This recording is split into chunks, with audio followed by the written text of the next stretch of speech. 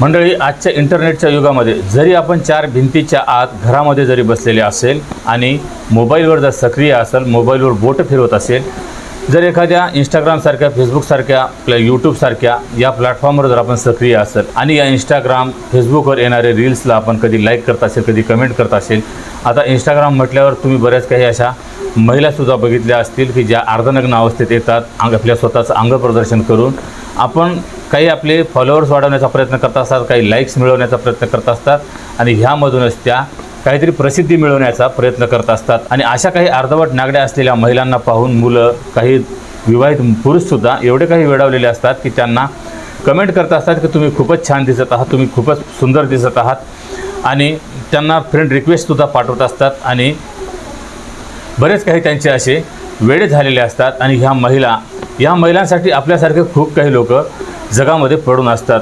पण आपल्या कुटुंबासाठी आपण एकटे असतो आणि आपल्या कुटुंबासाठी आपण खूपच महत्त्वाचे असतो. या महिलांना कुटुंबाची काही पर्वा नसते किंवा समाजाची किंवा इतर काही लोकांची यांना काही पर्वा नसते. ह्या फक्त पैसे कमवण्यासाठी किंवा प्रसिद्धी मिळवण्यासाठी असे काही अंगप्रदर्शन करत असतात. आजच्या घटनेमध्ये एका मुलाला अशीच एक महिला इंस्टाग्रामवर मिळाली, जिचं वय 25 वर्षे होतं, विवाहित होती, घटस्फोटित होती आणि हा अवघा 16 वर्षाचा मुलगा. या महिलेमध्ये त्याला असं काय दिसलं की या मुलाने त्या महिलेला लाईक केलं, तिला फॉलो केलं. आता हा फॉलोअर्स झाल्याच्यानंतर त्या महिलेनं याला फ्रेंड रिक्वेस्ट पाठवली आणि फ्रेंड रिक्वेस्ट पाठवल्याच्यानंतर हा मुलगासुद्धा त्या महिलेची फ्रेंड रिक्वेस्ट एक्सेप्ट करतो. आणि त्यानंतर मग दोघांचीही या इंस्टाग्रामद्वारे किंवा इतर काही माध्यमातून मग फोनवर चॅटिंग होत होती, बोलणंसुद्धा होत होतं. आणि त्यानंतर मग या महिलेनं या मुलाला असं काही घेरलं की याला एके दिवशी हॉटेलवर नेलं, लॉजवर नेलं आणि लॉजवर नेऊन या मुलाचा रेप केला. मुलावर त्या महिलेनं लैंगिक अत्याचार केला. आता अशी गोष्ट ऐकल्यावर आपण बऱ्याच काही ठिकाणी अशा गोष्टी ऐकलेल्या असतील की मुलीवर बलात्कार झालेला आहे, मुलीवर अत्याचार झालेला आहे, महिलांवर अशा प्रकारचा अत्याचार होतो.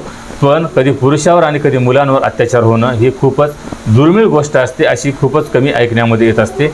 पण आजच्या घटनेमध्ये एका मुलासोबत असंच काही घडलं आहे. तर काय आहे हा संपूर्ण प्रकार, हेच आपण या व्हिडिओमध्ये सविस्तर पद्धतीने जाणून घेऊया. त्यासाठी हा व्हिडिओ शेवटपर्यंत नक्की बघा. नमस्कार मंडळी, स्वागत आहे तुम्हा सर्वांचं पुन्हा एकदा आपल्या मराठी यूट्यूब चॅनलमध्ये. तर मंडळी, घटना आहे छत्तीसगड राज्याचा कबीरधाम जिल्हा आहे आणि या कबीरधाम जिल्ह्याचंच एक पोलीस स्टेशन आहे गोतवली. आणि या गोतवली पोलीस स्टेशन अंतर्गत एक महिला राहत होती, जिचं नाव ख्याती वर्मा सांगितलं जात आहे, कधी कधी विश्वकर्मा सांगितलं जात आहे. असे या महिलेचे 2 नावं सांगितले जात आहेत. सोशल मीडियावर आता ही सर्रासपणे व्हायरल होत चाललेली घटना आहे. ही ख्याती वर्मा नावाची जी महिला आहे, ही 25 वर्षे वयाची महिला आहे. आणि ही 25 वर्षे वयाची असून हिचं मागील काही दिवसापूर्वी लग्नही झालं आणि त्यानंतर हिचा घटस्फोटही झाला. आता ही एकटीच राहत होती आणि इंस्टाग्राम हेच एक मुख्य उद्देश होता. इंस्टाग्रामवर फेमस होणं, इंस्टाग्रामवर प्रसिद्धी मिळवायची आणि अर्धनग्न व्हिडिओ बनवायचे, शरीराचं अंगप्रदर्शन करायचं आणि त्यामधूनच काही प्रसिद्धी मिळवायची, काही फॉलोअर्स मिळवायचे, काही लोकांची लाईक्स, व्ह्यूज वाढवणं, अशा प्रकारचं या महिलेचा आता हा सर्व इंस्टाग्रामवर हैदोस सुरू होता. ह्यामध्येच एक 16 वर्षाचा मुलगा या महिलेच्या संपर्कात आला, म्हणजेच तिचा हा व्हिडिओ पाहत होता. आणि हा व्हिडिओ पाहत असतानाच या मुलाने त्या महिलेला फॉलो केलं, तिला लाईक केलं. आणि आता जशी ही महिला व्हिडिओ टाकत असायची तसं तर मुलाला तिचं नोटिफिकेशन जायचं आणि त्यानंतर मग हा मुलगा तिचे व्हिडिओ बघायचा. आणि त्यानंतर मग त्या महिलेनं याला एक फ्रेंड रिक्वेस्ट पाठवली. या मुलाने सुद्धा ती एक्सेप्ट केली. आता त्यानंतर मग या दोघांमध्ये या मोबाईलच्या द्वारे चॅटिंग सुरू झाली. या चॅटिंगमध्ये दोघं बोलत होते, दोघांमध्ये काय गोलगप्पा रंगत होत्या. आणि त्यामधूनच हे एवढे काही जवळ आले की ही महिला त्याला मग भेटण्यासाठी बोलवत होती. ही महिला या शहरात भोरमदेव असा एक रोड आहे आणि या रोडच्या परिसरामध्ये राहत होती. आणि हा जो मुलगा होता हा सुद्धा या शहरातलाच राहणारा होता, या शहराच्या जवळपासच राहणारा होता. आणि त्यानंतर मग या महिलेनं त्याला एके दिवशी म्हणजेच 1 एप्रिलच्या दिवशी भेटायसाठी बोलवलं. आणि त्यानंतर तो मुलगासुद्धा तिला भेटण्यासाठी आला. आणि त्यानंतर एक भुवनेश्वर हॉटेल आहे, लॉज आहे, या लॉजवर ही महिला त्या मुलाला घेऊन गेली. तिथं घेऊन गेल्याच्यानंतर तो मुलगासुद्धा त्या महिलेला भेटण्यासाठी अगोदर आलेला होता. दोघांनीही मग एक खोली भाड्याने घेतली आणि त्यानंतर मग दोघेही त्या खोलीच्या आत शिरले. जेव्हा खोलीच्या आत शिरले, दोघांमध्ये अगोदरच काही बोलणं हे तर फोनवर होतच होतं. त्यामध्येच ही महिला मग त्याच्या गळ्यात पडून रडत होती. त्याला एका प्रकारे भावनात्मक पद्धतीने त्याला आपलंसं करून घेण्याचा प्रयत्न करत होती, त्याला इमोशनल ब्लॅकमेल करत होती. त्या मुलासमोर रडत होती की तिचं खूपच दुःखामध्ये हे आयुष्य जात आहे. तिचं मागील काही दिवसापूर्वीच लग्न झालं आणि नवऱ्याने तिच्यावर मग काही आरोप लावायला सुरुवात केली, तिच्या चारित्र्यावर प्रश्न उचलले, तिच्या चारित्र्यावर संशय घेत होता आणि घेणारच, कारण ही महिला जर अर्धनग्न अवस्थेमध्ये इंस्टाग्रामवर नाचत असेल तर कोणताही नवरा त्या महिलेवर असे आरोप लावणारच झाला, तिला रोकटोक करणारच झाला. पण या महिलेनं त्या नवऱ्यावरच दोष दिले आणि ही महिला त्याच्या गळ्यात पडून रडत होती. तो मुलगासुद्धा तिला सांत्वना देत होता, तिला समजूत काढत होता, तिला धीर देत होता.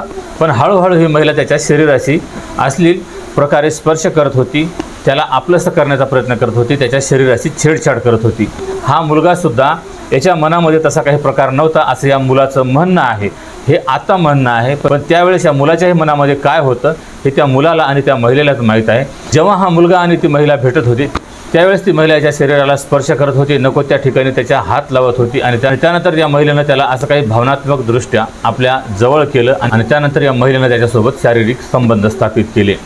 या महिलेनं कोणत्याही प्रकारे किंवा असो ना, या मुलाचं म्हणणं आहे की त्या महिलेनं याच्या मनाविरुद्ध जाऊन याच्यासोबत शारीरिक संबंध स्थापित केले. आता याच्या मनाविरुद्ध या महिलेनं संबंध जेव्हा बनवले तर हा एका प्रकारे बलात्कार समजला जातो, एका प्रकारे अत्याचार समजला जातो की याच्या मनामध्ये त्या महिलेसोबत संबंध ठेवायचं नव्हतं, पण त्या महिलेने यासोबत एका प्रकारे बळजबरीने म्हणा किंवा मग त्या प्रकारे इमोशनल ब्लॅकमेल करून त्या महिलेने याच्यासोबत शारीरिक संबंध स्थापित केले. आणि त्यानंतर मग आता ही महिला, जेव्हा या महिलेची भूक शांत झाली त्यानंतर मग ही महिला, हा मुलगाही यालाही वाटलं की मी काय करून बसलेला आहे, महिलेलाही वाटलं की आता मी तर याचं यौन शोषण केलेलंच आहे, पण कदाचित या मुलानं बाहेर जाऊन तोंड उघडू नये, उलट माझ्यावर आरोप लावू नये, ह्यासाठी मग ही महिला आता त्याला उलट धमकावत होती. बघ, माझ्यानं आणि तुझ्यानं जी चूक झाली आहे, भावनेत वाहून ही चूक झालेली आहे, मी भावनेत अशी काही वाहून गेली होती की मला कळालंच नाही मी तुझ्यासोबत असं काही संबंध स्थापित केलेत, पण याच्याबद्दल तू बाहेर कृपया कोणाला तोंड उघडू नकोस.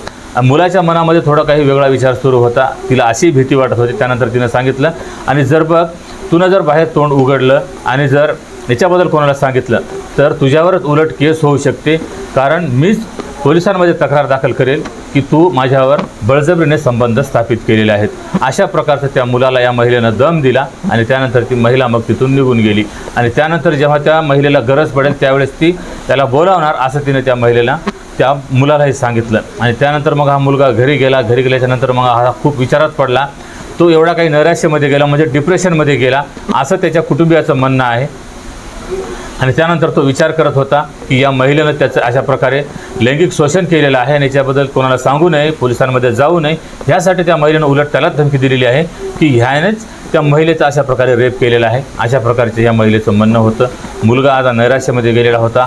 आईवडिलांना तो काही बोलत नव्हता, याच्याबद्दल काही कोणाला सांगू शकत नव्हता.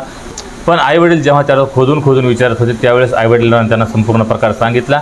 आणि त्यानंतर मग यांनी हे पोलीस स्टेशन गाठलं आणि त्यानंतर पोलिसांमध्ये जाऊन यांना तक्रार दाखल केली की ही जी महिला आहे ख्याती वर्मा, हिने इंस्टाग्रामवरून त्याच्याशी फ्रेंड रिक्वेस्ट पाठवलेली होती. दोघांची जवळीकता निर्माण झाली, दोघांमध्ये मैत्री झाली.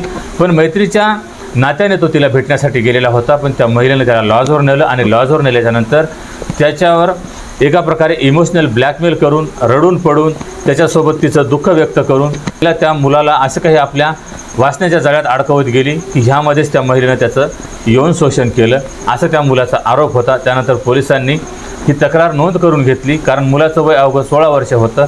त्यानंतर त्या महिलेलाही पोलिसांनी ताब्यात घेतलं आणि जेव्हा पोलीस स्टेशनला आणण्यात आलं त्यावेळेस त्या महिलेलाही पोलिसांनी सक्तीने विचारपूस केली. त्यावेळेस त्या महिलेने हा संपूर्ण गुन्हा जो होता हा कबूल केला. त्या मुलाचंही मेडिकल टेस्ट करण्यात आलं आणि त्यानंतर मग जेव्हा याच्या फिर्यादीवरून त्या महिलेवर पोक्सो ॲक्ट अंतर्गत गुन्हासुद्धा नोंद करण्यात आला. तिला आता पोलिसांनी न्यायालयीन कोठडीत घेतलेला आहे आणि त्यानंतर तिला तुरुंगातसुद्धा पाठवलेलं आहे.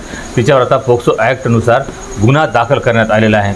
तर मंडळी, ही संपूर्ण घटना तुम्हाला ऐकवण्यामागचा उद्देश कोणाच्याही भावना दुखावणे किंवा कोणालाही बदनाम करणे हा नसून फक्त अशा घटनांपासून तुम्हाला सतर्क करणे, सावध करणे हाच आहे की आपली मुलं जेव्हा आपण त्याच्या हातामध्ये मोबाईल देतो त्यावेळेस ती मुलं काय करत आहेत, कोणाला फ्रेंड रिक्वेस्ट पाठवत आहेत, कोणाची फ्रेंड रिक्वेस्ट स्वीकार करतायत, मग ती मुलं असो किंवा मुली असो, मुलांसोबत हे असं घडणं म्हणजे त्यांचंही भविष्य अंधारात लोटणं अशा प्रकारची घटना आहे. कारण मुलांच्या पुढेही त्यांचं अख्खं आयुष्य पडलेलं असतं, त्यांनाही त्यांचं भविष्य घडवायचं असतं, शिक्षण शिकून पायावर स्वतःच्या उभं राहायचं असतं. पण जेव्हा अशा काही वासनेच्या जाळ्यामध्ये अशी मुलं जेव्हा अडकत असतात तेव्हा यांच्या मुख्य उद्देशाकडून हे भटकतात आणि त्यानंतर मग अशा काही वासनेच्या खेळामध्ये एवढे गुरफटून बसतात की त्यांना मग त्यांच्या भविष्याची सुद्धा चिंता नसते किंवा ते त्यांचं भविष्यसुद्धा घडवू शकत नाहीत. त्यासाठी मुलांवर सुद्धा असं लक्ष द्यायला हवं आणि मुलींवर सुद्धा लक्ष द्यायला हवं. कारण मुलींनासुद्धा असे काही लोक आपल्या जाळ्यात अडकवू शकतात। या संपूर्ण घटनेबद्दल तुमच्या प्रतिक्रिया कमेंटमध्ये अवश्य कळवा आणि जर हा व्हिडिओ ही माहिती आवडली असेल तर व्हिडिओला लाईक आणि चॅनलला सबस्क्राईब करायला विसरू नका। तर भेटूया पुन्हा एका अशाच नवीन व्हिडिओमध्ये। तेव्हा सतर्क राहा, सावध राहा, सुरक्षित राहा। जय हिंद, जय महाराष्ट्र।